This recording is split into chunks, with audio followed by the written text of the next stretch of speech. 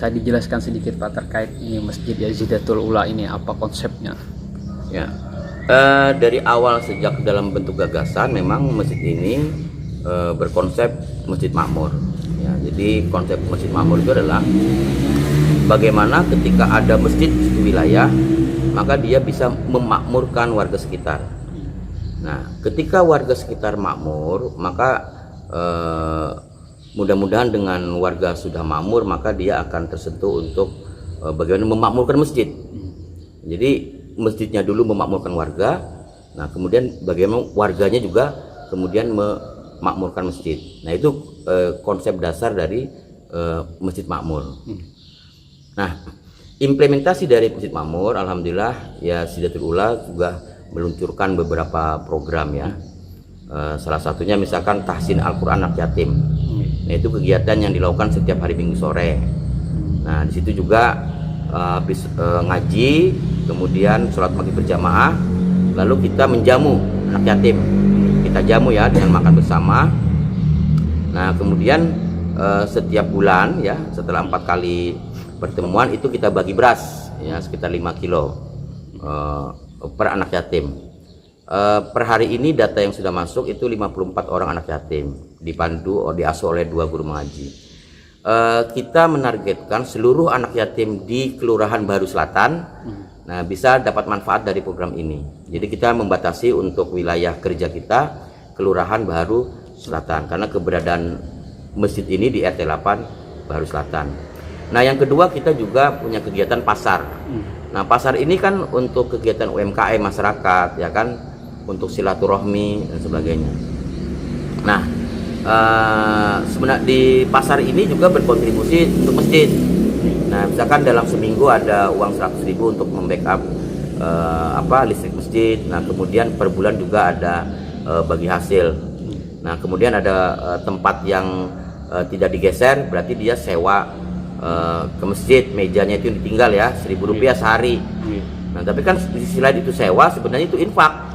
Karena uang sewanya itu juga untuk kemakmuran masjid. Nah, kemudian ada juga kegiatan santunan untuk orang yang sakit.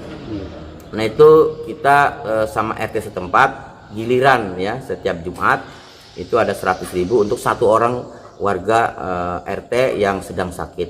Dan itu bergilir dari RT 1 sampai RT 13 gitu ya. RT 13. Nah, kalau kegiatan pembelajaran keagamaan itu juga ada hari Jumat. Nah, itu diasuh oleh guru dari Khairul Huda, itu alumni Darussalam, itu mengaji kitab Akhlaqul Banin.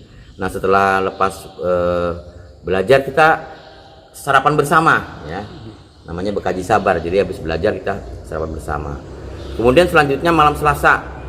Nah, itu juga ada majelis ilmu yang diasuh oleh Guru Mustafa. Nah, beliau adalah lulusan pesantren pondok dari Bangil. Nah, kalau tadi dari Darussalam, ini alumni Bangil.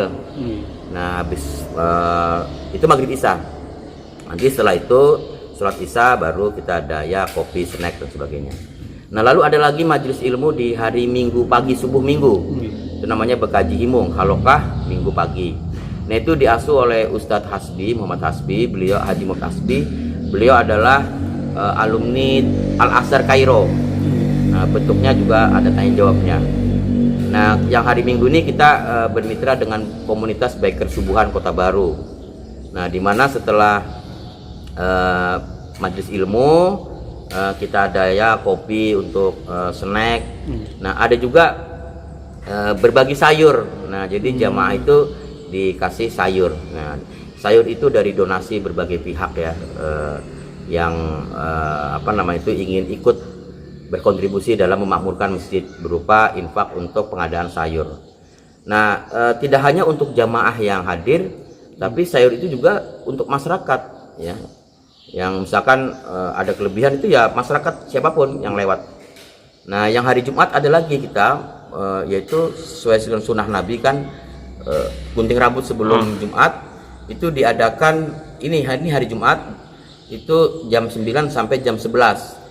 Nah, itu ada tukang cukur yang dibiayai oleh masjid dan itu melakukan gunting rambut dalam durasi waktu itu.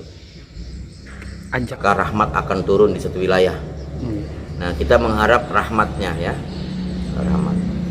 Jadi kita berharap dengan semua siapapun, tidak hanya berkontribusi misalkan infaknya, doanya, tenaganya, mudah-mudahan dengan itu rumah Allah ini menjadi makmur, masyarakat makmur, dan kita semua mendapat rahmat dari Allah Subhanahu wa taala.